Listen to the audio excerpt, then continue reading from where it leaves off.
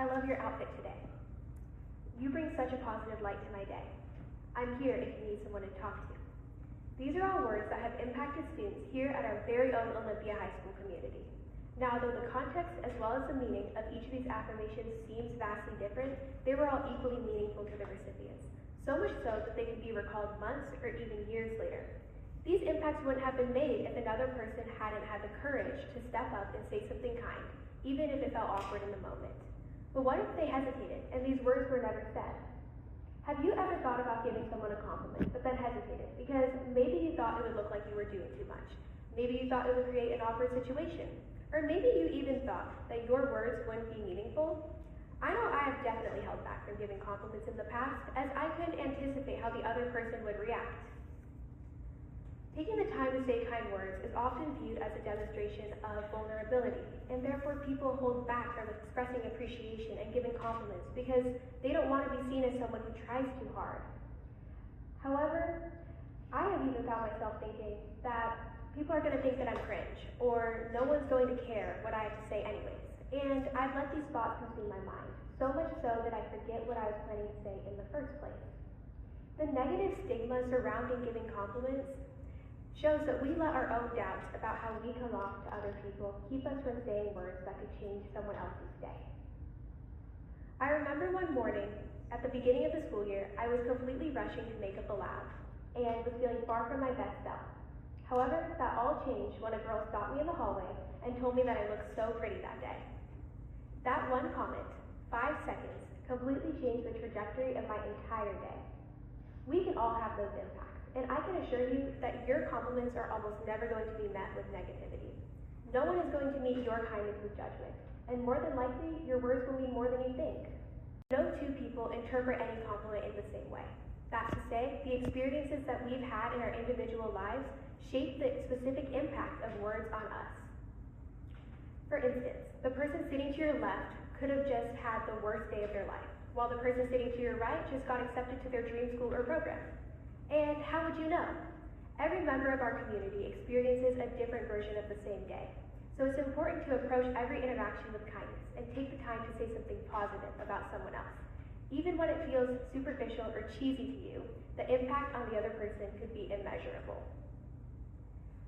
I remember asking a friend one time what her favorite compliment she received was, and she told me that someone had complimented her freckles. And that meant a lot to her because she had previously felt insecure about her freckles, but now, after hearing that person's words, she learned to embrace them. That specific situation aligns with the experience of many, and shows that your words could be the thing needed to push people out of the cycle that is insecurity. Now think back to the words shared at the beginning of this talk. Each compliment was given in a unique situation with a different focus, but were equally significant. That goes to show that we all have certain words we need to hear a little bit more, that mean a little bit more to us individually.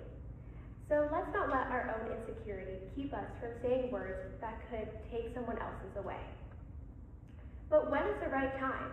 Opportunities to give compliments are constantly arising, and we often miss them because we overthink.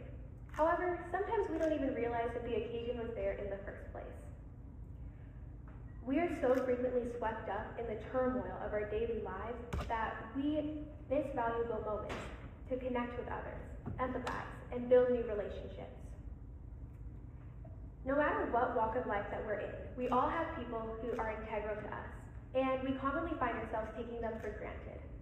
So sometimes it's nice to take a step back from the rush of daily life and let these people know how important they are to you.